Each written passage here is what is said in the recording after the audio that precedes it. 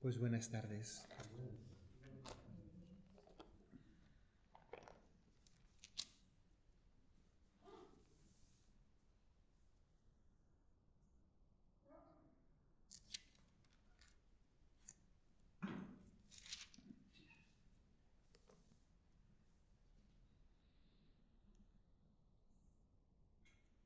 Quería comenzar con un texto del profeta Sofonías. Silencio en presencia del Señor, pues llega el día del Señor.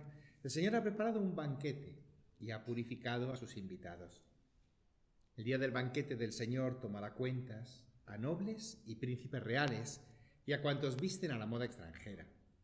A los que escalan las terrazas del templo ese día, a los que llenan de engaños y violencias la casa del Señor. Aquel día, oráculo del Señor, se oirá gritar en la puerta del pescado y gemir en el barrio nuevo, y lamentos en las colinas. Gemid, vecinos del mortero, que se acabaron los mercaderes y desaparecieron los cambistas. Entonces registraré Jerusalén con linterna, para pedir cuenta a los aletargados con vinos generosos y a los que piensan, Dios no actúa ni bien ni mal. Sus riquezas serán saqueadas, sus casas derribadas. Las casas que construyeron no las habitarán, y de las viñas que planten no beberán vino. Se acerca el día grande del Señor, se acerca con gran rapidez. El día del Señor es más ágil que un fugitivo, es más veloz que un soldado. Ese será un día de cólera, un día de angustia y aflicción, un día de destrucción y desolación, un día de oscuridad y tinieblas, un día de nubes y nubarrones, un día de trompetas y alaridos, contra plazas fuertes, contra alturas almenas. Acosaré a los hombres para que anden ciegos, porque pecaron contra el Señor. Su sangre se derramará como polvo, sus entrañas como estiércol. Ni su plata ni su oro podrán librarlos el día de la cólera del Señor, cuando el fuego de su celo consuma la tierra entera, cuando acabe atrozmente con todos los habitantes de la tierra. Este día de la ira es una de las imágenes de lo que el Señor devolverá en paga a los malvados. En nuestra tradición cultural, este dies irae, este día de la ira de Dios, ha terminado siendo la retribución de la vida de tantos hombres. Lo hemos leído tantas veces como si nuestra vida terminase al final con un Dios que hace cuentas. Si os acordáis, en el libro del Apocalipsis, el Señor sacará un libro para leer las obras que se realizaron. Y si tenéis en vuestra memoria la imagen del juicio universal de Miguel Ángel, en el centro de la escena está Cristo juez y debajo de Cristo juez hay un ángel con el inmenso libro de las obras que se han hecho. Y la retribución de estas obras pues es cólera, destrucción y sobre todo esta bella imagen de no beber el vino de las viñas y no habitar las casas que se construyan. Voy a utilizar esta imagen de construir las casas y habitar en ellas, plantar las viñas y beber de ellas, porque si os acordáis, habíamos visto las semanas pasadas cómo los profetas habían denunciado a los que se habían aprovechado de lo que yo llamaba una violencia oculta o una opresión legalizada para enriquecerse con viñas y con casas. Vimos, ¿os acordáis? La escena del rey Acaz, el rey Ahab, que se apropia de la viña de Nabot, y como Elías el profeta venía a denunciar. Estamos viendo esta lectura que los profetas hacen del problema de la retribución. Y habíamos visto estas 2 semanas cómo la profecía trataba de desenmascarar esta violencia y de poner voz a los que habían sufrido esta opresión. El profeta se convierte en la voz de las víctimas. Y la profecía va a tener una tercera función, que es la que quiero exponer en la clase de hoy, toda vez que esta lógica, que vamos a recordar ahora del Deuteronomio, de bendición y maldición en función de cómo el hombre se comporte con Dios, esta lógica va a encontrar un momento clave de ruptura en el exilio, en la destrucción de la ciudad de Jerusalén. Así que durante el periodo del exilio va a ser necesario reflexionar de nuevo sobre la retribución de Dios. Si os acordáis, habíamos partido este discurso del Dios que retribuye de ese esquema que habíamos visto en la tradición del Deuteronomio,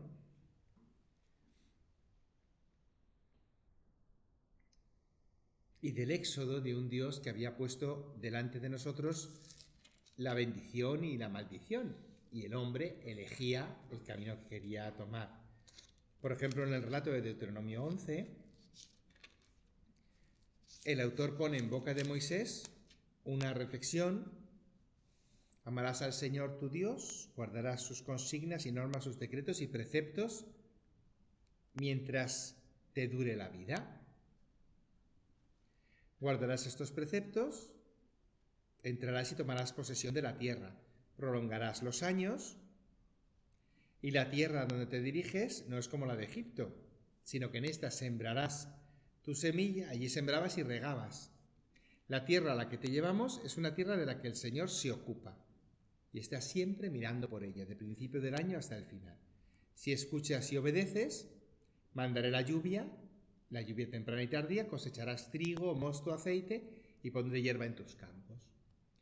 La bendición de nuestros campos, la protección en la tierra, la riqueza y al mismo tiempo la expulsión de los enemigos. Si pones fielmente por obra los preceptos que yo te mando, amando al Señor tu Dios, siguiendo sus caminos y uniéndote a Él, el Señor irá delante de ti expulsando a estos pueblos grandes y fuertes. Así ocuparás la tierra, todo lo que pisen tus pies será tuyo, y vuestras fronteras se extenderán del desierto al Éufrates. Mira, hoy pongo delante de ti bendición y maldición. La bendición si acatas los preceptos del Señor, que yo os mando hoy. La maldición si no acatáis los preceptos del Señor Dios vuestro y os desviáis del camino que hoy os mando, yendo detrás de dioses extranjeros que no habéis conocido. La lógica del Deuteronomio, que es la misma lógica del libro del Éxodo, era la lógica de un pacto entre un señor y unos siervos, donde el Señor va a cumplir su tarea de protección y de bendición, tierra y frutos de la tierra, la va a cumplir en la medida en la que el siervo cumpla su tarea de siervo, obedecer al Señor y no servir a otros dioses. Es una especie de acuerdo de vasallaje. Como os digo, el exilio va a poner en duda y en cuestión esta lógica. ¿Por qué? Porque en el exilio esta promesa de Dios de apropiarse de la tierra se rompe radicalmente. El pueblo que ha ido tomando conciencia de ser el pueblo de Dios es un pueblo que cumple los mandatos porque los padres anteriores recibieron esta tierra como premio de su fidelidad. Sin embargo, cuando ocurre el desastre impensable de la destrucción de Jerusalén en el año 587, y cuando os digo un desastre impensable, lo digo porque era una ciudad que llevaba 4 siglos en posesión de los hebreos. Había conseguido superar los asaltos egipcios y, sobre todo, los grandes asaltos asirios de comienzos del siglo VIII, que habían arrasado con la ciudad de Samaria y con todo el reino del norte. Esto había fortalecido al reino del sur, al reino de Judá, en la convicción de que el Señor siempre protegería a su pueblo. Os repaso algunos textos que conocemos. En los comienzos del libro de Isaías, en el capítulo 7, Isaías imagina a un ejército acampando contra Jerusalén. Y el Señor le dijo: ve al encuentro del rey con tu hijo Sear-Yashub, un resto volverá. Y diles: no temas, no te acobardes, aunque Siria trame tu ruina, diciendo subamos contra Judá, no se cumplirá ni sucederá. Dentro de pocos años serán destruidos y dejarán de ser pueblo. Cuando el pueblo de Samaria quedó destruido, el pueblo de Jerusalén recordaba que ellos habían sobrevivido. Al final de la primera sección del libro de Isaías, a partir del capítulo 36, tenemos la narración del cerco que el rey de Asiria realiza contra Jerusalén en tiempos del rey Ezequías, el hijo del rey Acaz. Cuando el rey Ezequías oyó que el rey de Asiria venía contra él, se presentó ante el profeta y le dijo: es un día de angustia, de castigo y vergüenza. Ojalá el Señor oiga las palabras que ha dicho el rey de Asiria. Isaías respondió: decid al Señor, así dice el Señor. No te asustes por estas palabras que has oído, por las blasfemias de los criados del rey de Asiria. Yo mismo les meteré un espíritu y cuando oigan ciertas noticias volverán a su país y en su país lo haré morir a espada. Ezequías reza ante el Señor, le clama ayuda y protección, y aquella misma noche salió el ángel del Señor, hirió al campamento asirio, y Senaquerib, rey de Asiria, levantó el campamento y volvió a Nínive. Había una fuerte memoria de que la ciudad de Jerusalén siempre había sido protegida, que de alguna forma todas las culpas que se realizaban, todas las traiciones, tenían un castigo limitado. ¿Os acordáis que habíamos visto en la tradición del Génesis que el crimen de Caín estaba un poco limitado porque Dios no permitiría que Caín fuera vengado? También que el crimen de Adán y Eva tenía como lugar una expulsión del paraíso, pero bueno, el Señor les había concedido túnicas de piel y la capacidad de seguir cultivando la tierra. Bueno, pues se había creado una certeza dentro del pueblo de Jerusalén de que las culpas que nosotros podemos cometer tienen una respuesta de Dios limitada. Había una certeza de que la ciudad nunca sería destruida, es decir, que de alguna forma esa bendición que Dios había prometido a los padres siempre sería posible. Se podía retirar durante un periodo de sequía, un periodo de enfermedad, se le podía retirar a algunas personas del pueblo, los malvados podían enfermar o los malvados podían empobrecer, pero la estructura de bendición permanecía. Si yo poseo unos campos y hay una sequía, basta que el Señor mande la lluvia para que la bendición vuelva.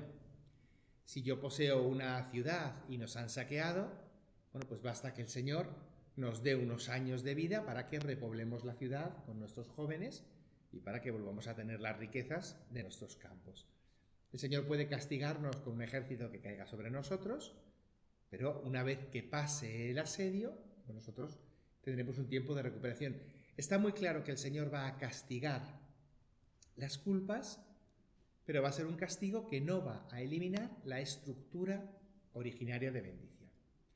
Claro, ¿qué sucede en el exilio? Bueno, pues en el exilio el pueblo hebreo se enfrenta a un dilema que encontramos muy bien reflejado en el profeta Jeremías. El profeta Jeremías, que está escrito durante el periodo del exilio, nos recuerda a este personaje que delante del pueblo en sus últimos 10 años tiene que preguntarse hasta qué punto el Señor va a consentir los crímenes del pueblo. Capítulo 11 dice así el Señor Dios: maldito el que no acate los términos de mi alianza, la alianza que yo impuse a vuestros padres cuando los saqué de Egipto, de aquel horno de hierro. Obedecedme y haced lo que yo os mando, y así seréis mi pueblo, y yo seré vuestro Dios.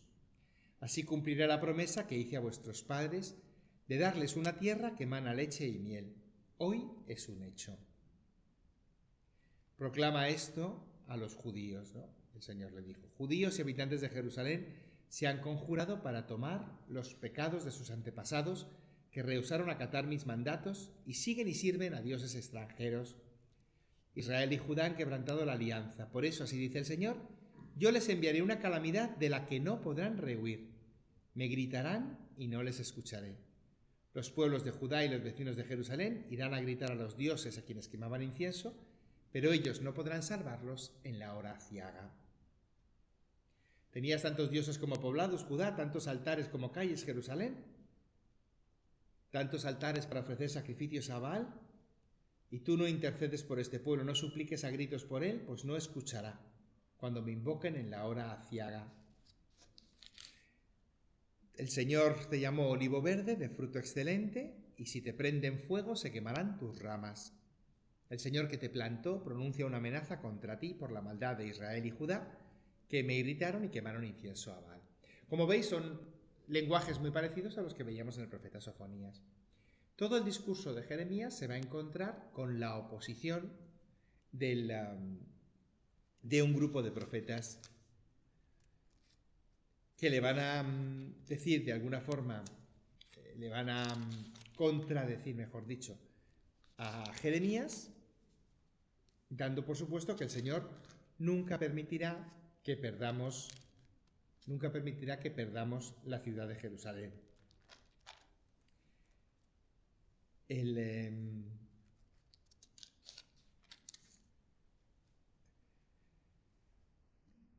Jeremías, cuando hable de él, dirá: cada vez que abro la boca, Señor, tengo que gritar violencia y destrucción, y tu palabra se ha vuelto para mí un escarnio y una burlas constantes. ¿Por qué? Porque el resto de los profetas saben que la ciudad de Jerusalén nunca quedará destruida. Entre otras cosas porque el Señor ha puesto su santuario, su casa, en la ciudad de Jerusalén. Ha escogido la ciudad y Dios no podrá permitir que se ponga en duda su capacidad de proteger su ciudad.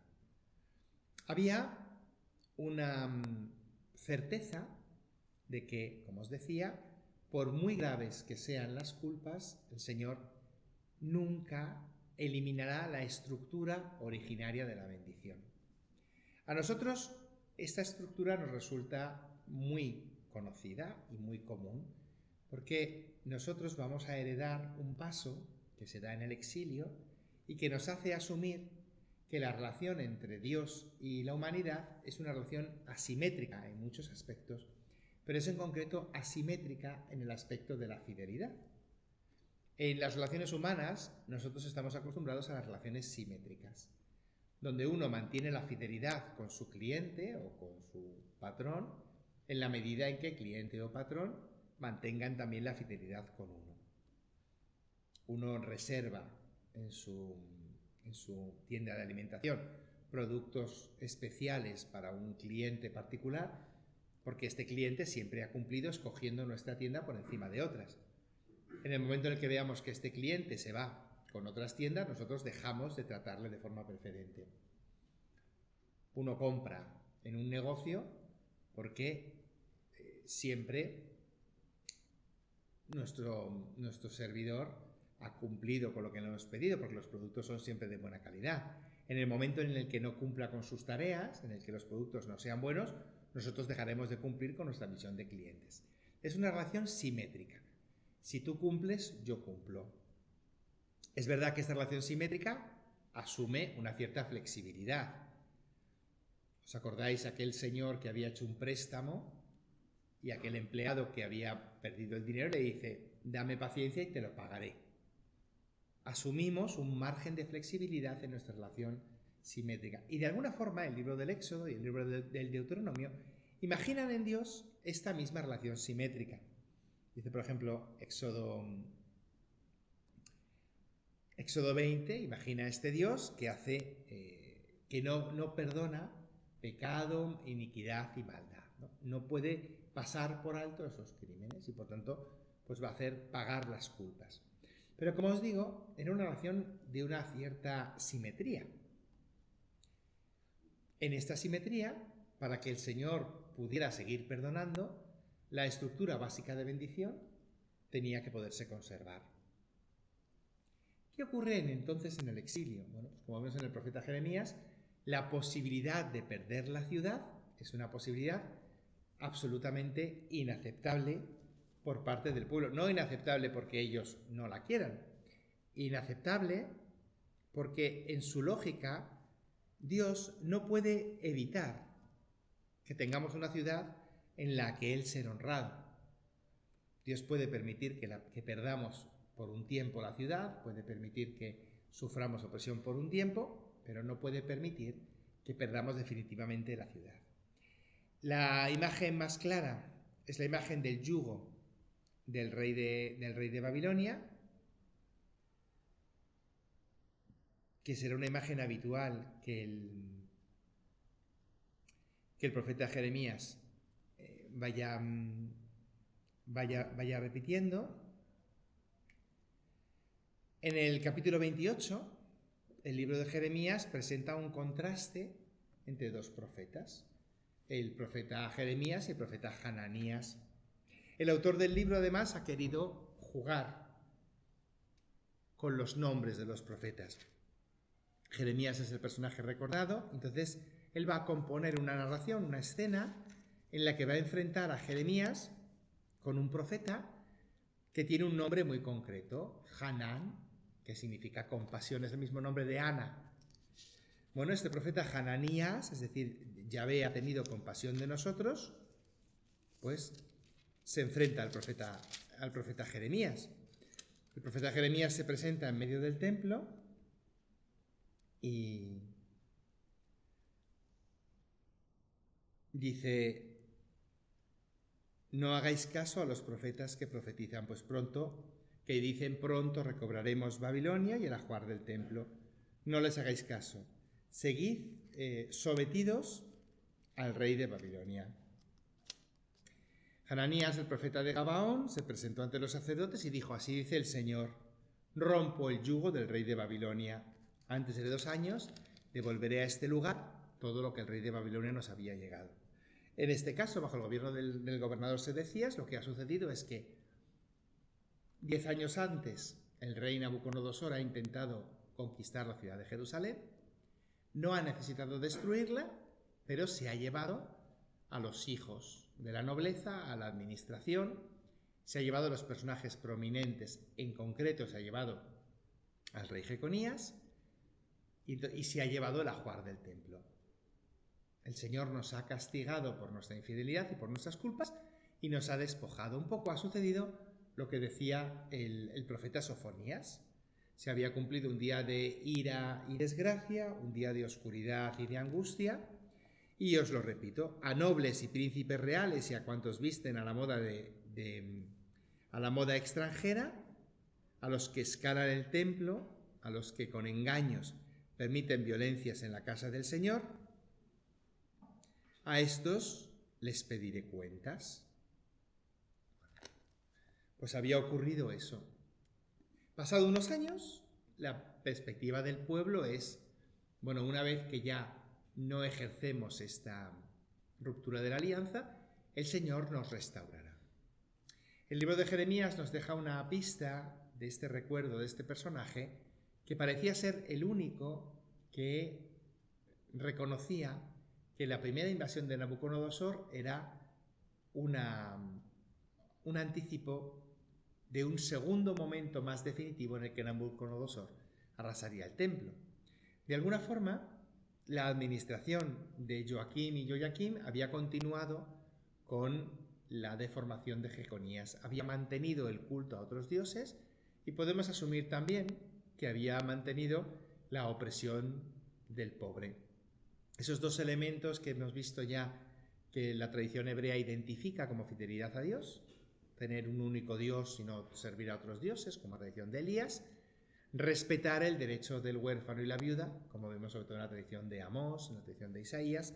Estos dos elementos que identificaban al pueblo como pueblo de Dios se habían perdido en este siglo V, siglo VI, comienzos del siglo VI, ¿no? 597, ahora estamos en el 587, 86. Jeremías está anunciando esta destrucción y el lenguaje de los profetas que hay en Jerusalén, pues es el lenguaje del profeta Hananías. En 2 años romperé el yugo del rey de Babilonia. El profeta Jeremías respondió a este profeta Hananías: que así lo haga el Señor. Pero escucha, los profetas que precedieron y que anunciaron guerras y calamidades y epidemias, cuando un profeta predecía prosperidad, solo al cumplirse la profecía era reconocido como profeta. El profeta Jeremías estaba caminando con un yugo y el profeta Hananías tomó el yugo y lo quebró delante de todos. Le quitó el yugo del cuello al profeta Jeremías y lo rompió diciendo: así dice el Señor, así romperé el yugo del rey de Babilonia. El Señor le dijo a Jeremías: tú has roto yugo de madera, yo pondré yugo de hierro. Pues así dice el Señor Todopoderoso: Yugo de hierro pondré al cuello de todas las naciones para que estén sometidas a Nabucodonosor. Hasta las fieras agrestes serán sus servidores. Y Jeremías responde al profeta Ananías: yo te echaré de la superficie de la tierra. Este mismo año morirás por predicar rebelión contra el Señor. Y Ananías murió aquel año el mes de octubre. Es decir, Jeremías se va a encontrar con la realidad de una acción de Dios que va a suprimir la estructura de bendición. La experiencia del exilio va a obligar a la teología hebrea, a los piadosos hebreos que sobrevivan en Babilonia, a hacerse una pregunta. ¿Dios nos ha pagado como merecían nuestras culpas? ¿Dios ha actuado con nosotros en proporción? ¿Ha tenido paciencia con nosotros? Nos ha enviado un castigo con la llegada de Nabucodonosor y nosotros no hemos sido capaces de convertirnos. Y por tanto el Señor se ha cansado. ¿Os acordáis que veíamos ese discurso en Ageo y en Amós? Os he ido enviando carestía, pero no habéis vuelto a mí, pero no os habéis convertido a mí. Os envié el pulgón, pero no volvisteis a mí. En la forma de contar la historia, en el libro segundo de los Reyes, pues se narra durante el reinado de Joaquín, Nabucodonosor hizo expedición militar y quedó sometido. El Señor envió guerras de caldeos, sirios, moabitas y amonitas contra Judá para aniquilarla. Esto le sucedió a Judá por orden del Señor para apartarla de su presencia por los pecados que había cometido Manasés, que es el padre de Josías, el padre de Joaquín, por los pecados del abuelo Manasés y la sangre inocente que derramó hasta inundar Jerusalén. Cuando Jeconías subió a su trono, el hijo de Joaquín, los oficiales de Nabucodonosor, rey de Babilonia, subieron contra Jerusalén y la acercaron. Y la ciudad de Jerusalén cayó el día primero del quinto mes. Nabucodonosor, rey de Babilonia, entró en Jerusalén, incendió el templo, el palacio y las casas, puso fuego a todos los palacios. El ejército caldeo que rodeaba Jerusalén y Nabusadán, jefe de la guardia, se llevó cautivos al resto del pueblo. Los caldeos rompieron las columnas de bronce, las palanganas, el depósito de bronce que había en el templo, calderos, palanganas, bandejas y todos los utensilios, los llevaron a Babilonia. Los apresó, los llevó al rey de Babilonia, y el rey de Babilonia hizo ejecutar a los hijos de Sedecías en Ribla. Así marchó Judá al destierro. Entonces, el libro de los Reyes recuerda ese momento como un momento de ruptura definitiva de la alianza. El profeta Zacarías va a imaginarse a un Dios que se retira del templo de Jerusalén. En sus visiones, en lugar de ser visiones esperanzadoras, ¿no? Hay 8 visiones en el profeta Zacarías, en lugar de ser visiones alentadoras, el profeta Zacarías va a imaginar una caída del santuario y una gloria del Señor que se retira. Aún así, al final del discurso, 10 hombres de cada lengua extranjera agarrarán a un judío y le dirán: vamos con nosotros, pues hemos oído que Dios está con vosotros. Zacarías imaginaba un Dios que se retira y que huye, pero al final de su libro va a proponer a un Dios que promete reconstruir las calles y las ciudades. Si el resto del pueblo juzga algo imposible, ¿acaso yo diré que es imposible? Salvaré a mi pueblo y lo traeré de los países de Levante a donde los dispersé. Había una esperanza antes de que se destruyera el templo. Los profetas han propuesto esta destrucción como una especie de advertencia. Sin embargo, la destrucción de Jerusalén deja al pueblo sin la posibilidad de bendición. ¿Cómo lo van a resolver? Bueno, pues van a introducir un concepto nuevo. Habíamos visto un concepto de retribución frente a la fidelidad o la infidelidad, y la pérdida del santuario va a suponer una asimetría definitiva. De hecho, el libro de los Reyes va a imaginar una cierta fidelidad de Dios a su alianza. El rey Jeconías está desterrado.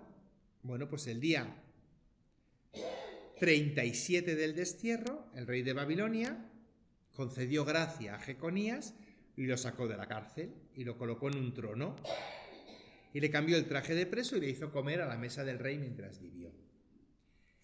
El rey Jeconías ha perdido la tierra, ha perdido la ciudad, es el responsable de la destrucción de Jerusalén. Y al final de 37 años de exilio, el Señor le levanta parte del castigo. Si os acordáis, en el libro de Génesis, a Caín se le había levantado parte del castigo, se le exilia, pero se le permite seguir vivo. A David se le perdona, pero su hijo muere. Es decir, hay unas consecuencias de la acción, hay una culpa que el Señor debe pagar, debe cobrarse, pero el Señor va a mantener siempre una especie de bondad. Esta concepción que separa dos acciones de Dios que a Sofonías le parecen que van unidas, la acción de Dios con el pueblo, que es una acción de misericordia, y la acción de Dios con la injusticia, que es una acción de no dejar pasar, y que Sofonías las veía como una única acción en este día de la ira del Señor, en el exilio se van a separar en el tiempo. Y se va a introducir un concepto en el cual va a haber un periodo de no perdonar la culpa y un periodo de manifestar la misericordia. De esta forma, ¿qué va a conseguir la tradición del exilio? ¿Qué va a ocurrir entre los profetas del exilio? No tener que renunciar a ninguno de los dos elementos. La destrucción de Jerusalén había supuesto asumir que Dios había dejado de cuidar del pueblo. Y esto hasta cierto punto suponía en el Dios de Israel poner en cuestión su capacidad de seguir siendo Dios de Israel. Por otro lado, la culpa de Israel había sido tan inmensa que de alguna forma el Señor no podía dejarla pasar con una simple plaga, con un pequeño periodo de castigo. El Señor había actuado de una forma definitiva, como os digo, eliminando la estructura de bendición.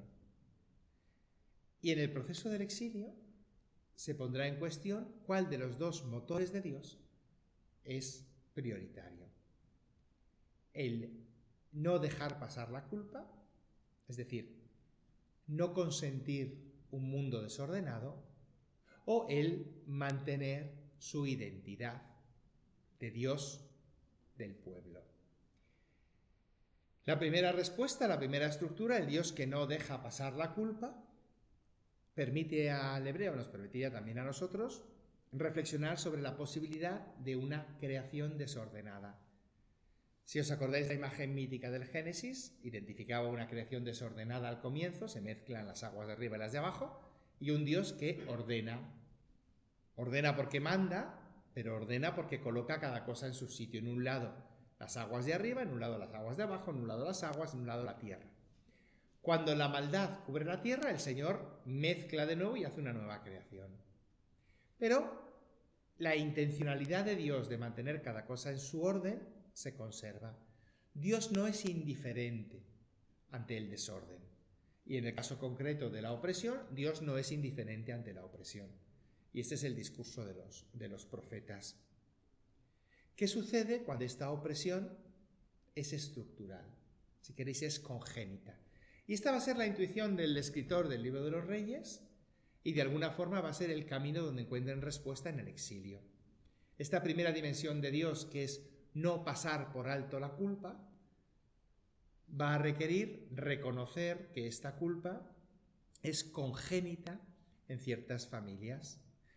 Y si os acordáis, lo que hace Dios en el Génesis es eliminar, en el diluvio, eliminar todas las familias donde esta maldad se ha extendido y conservar solo la familia que es mirada con compasión.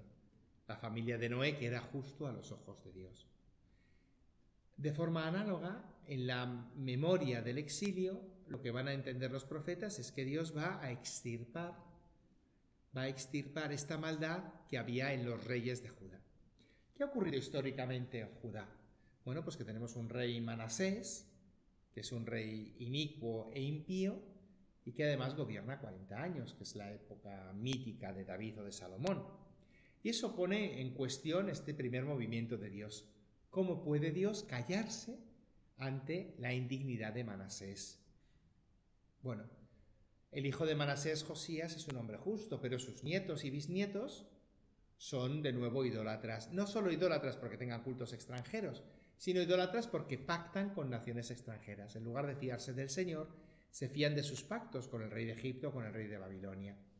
Las consecuencias de esos pactos, pues será que al verse Judá inmersa en una guerra entre Egipto y Babilonia y elegir mal colaborar con el rey de Egipto, Babilonia va a terminar destruyendo la ciudad de Jerusalén. Las consecuencias iniciadas con Manasés van a terminar siendo definitivas con sus bisnietos en la cuarta generación. Y de forma análoga, la cuarta generación de exiliados vivirá una experiencia de regreso. Así que estas tres generaciones que viven en el exilio tienen que aceptar que el Señor no deja pasar la culpa y la iniquidad, y al mismo tiempo esa circunstancia les hace preguntarse hasta qué punto Dios va a ser fiel a su nombre de Dios con nosotros. De alguna forma, durante el periodo del exilio tendrán que cuestionarse si el Dios que mantiene una relación simétrica con el pueblo, es decir, el Dios que solo bendice cuando el pueblo se comporta ser digno de bendición, puede llamarse Dios. Y no digo que pueda llamarse Dios porque ese comportamiento nos parezca a nosotros mezquino o limitado. Digo, pueda llamarse Dios, Dios de Israel, Dios nuestro. Por decirlo de alguna forma sencilla, ¿hasta qué punto podemos decir que Dios se ocupa de nosotros si hemos perdido la ciudad y la tierra? ¿Hasta qué punto podemos seguir recordando las promesas hechas a Abraham, Isaac y Jacob? Las promesas hechas a Moisés si ya no poseemos ni tierra ni poseemos santuario. Da la impresión que Dios se ha olvidado de nosotros. Da la impresión que podemos hacer esa pregunta con la que hemos comenzado el profeta Sofonías: ¿a Dios lo que ocurre le importa o no le importa? ¿No?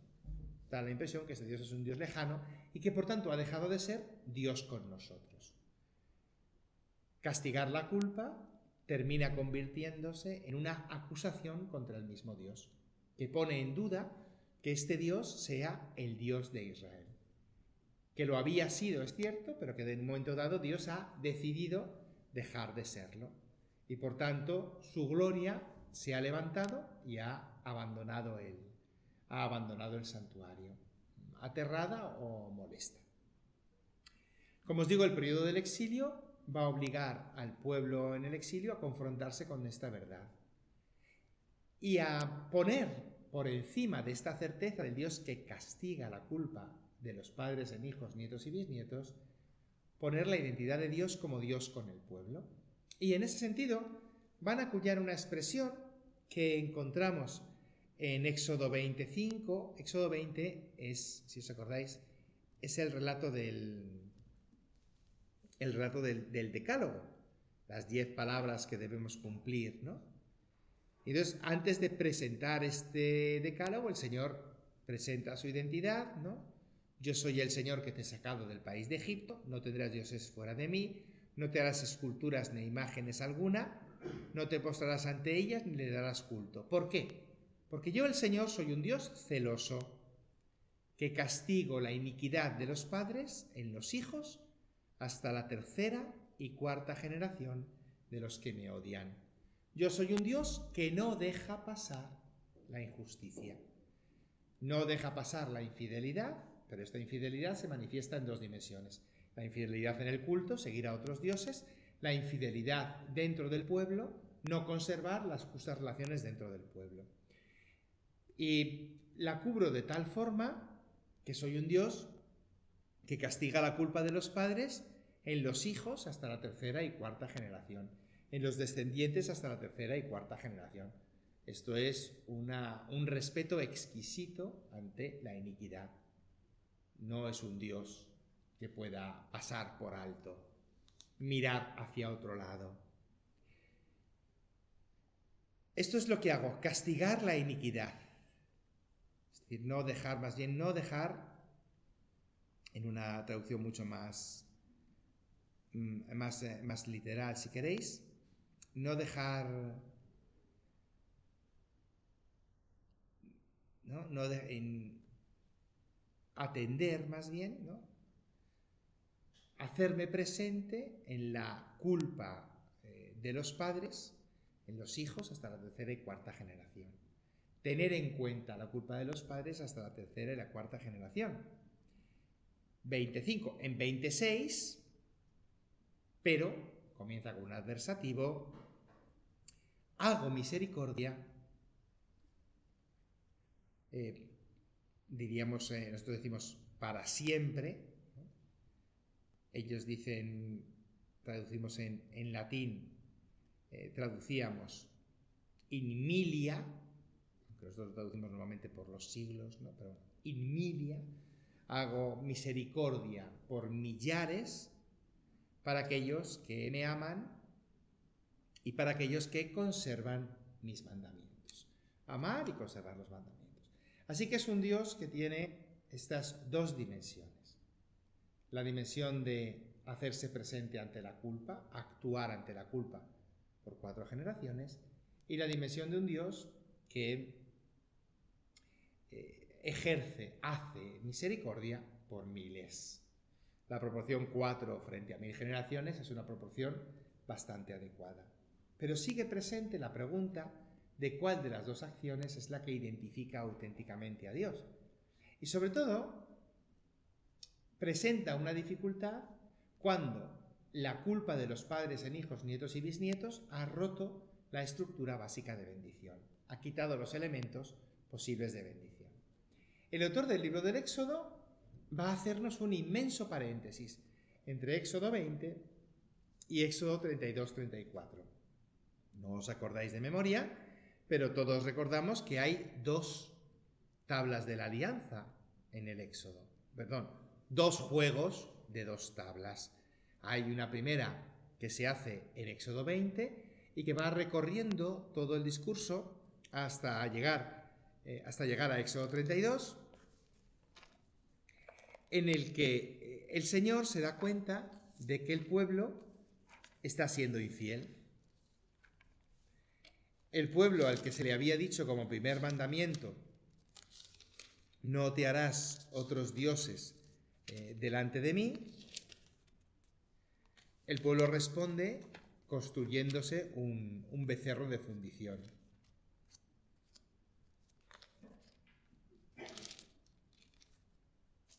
Viendo el pueblo que Moisés tardaba en bajar, acudió a Aarón y le dijo: haznos un Dios que vaya delante de nosotros. ¿Qué debe hacer un Dios que es celoso y que castiga la culpa de los padres en los hijos hasta la tercera y cuarta generación? Bueno, baja del monte, que el pueblo se ha pervertido. Veo que es un pueblo testarudo. Déjame, mi ira se encenderá contra ellos hasta consumirlos.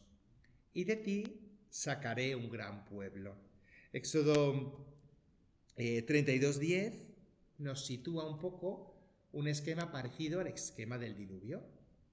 Arrasar con todos los malvados y reconstruir a partir del único justo. En la lógica del libro del Éxodo, si os fijáis, todo el pueblo es un pueblo idólatra, menos Moisés. Porque como Moisés está en la cima del monte, Moisés no tiene ídolo. Podríamos preguntarnos qué habría pasado si Moisés hubiera bajado, si se hubiera unido a la fiesta del becerro o no. Pues probablemente si había una buena fiesta del becerro se hubiera quedado con ellos.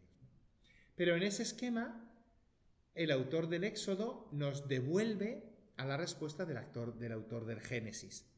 El Señor va a castigar la culpa y luego va a hacer misericordia con lo que queda. Pero asume eliminar la estructura básica de bendición.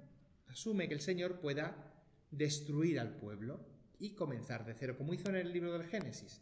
El Señor destruye la creación en el diluvio y comienza de cero.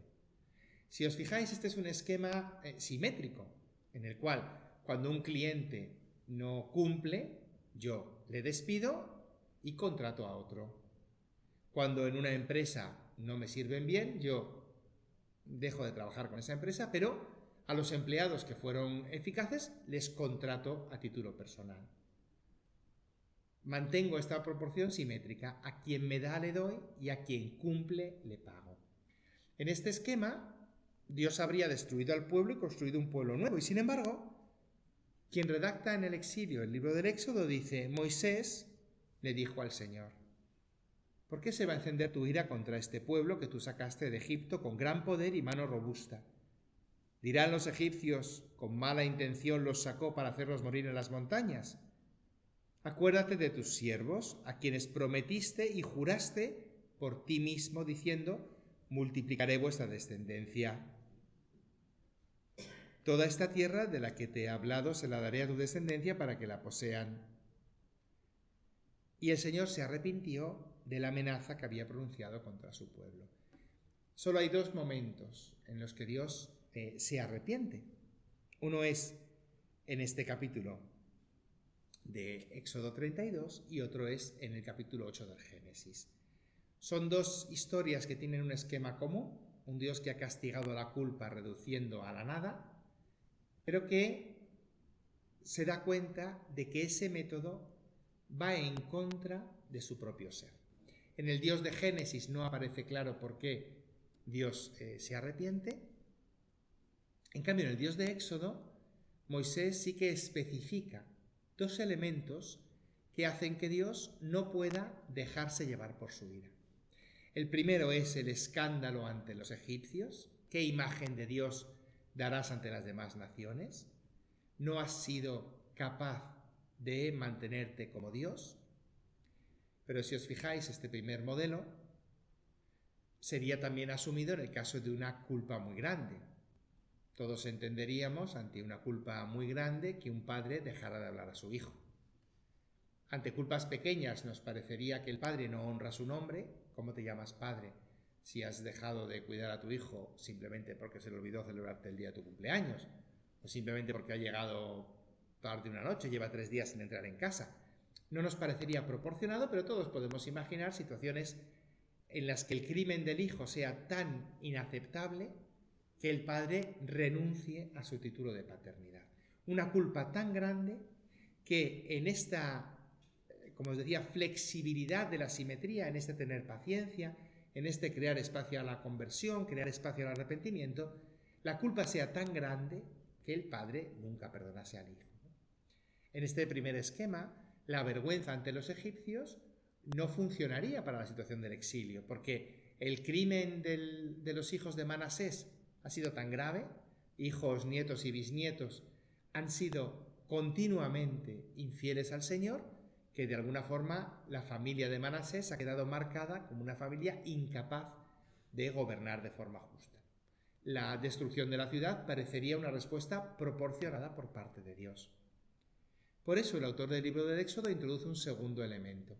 El primero es la imagen que Dios tiene ante los otros pueblos. ¿Hasta qué punto puede ser el Dios del pueblo si ha dejado de cuidar del pueblo? Pero el segundo elemento es recordar la promesa hecha a los patriarcas o a los padres.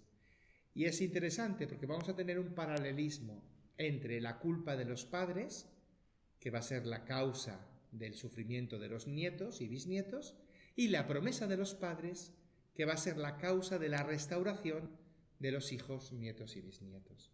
Recuerda lo que prometiste a Abraham, Isaac y Jacob. En este segundo argumento, el Dios que destruya al pueblo será un Dios que no puede cumplir lo que ha prometido.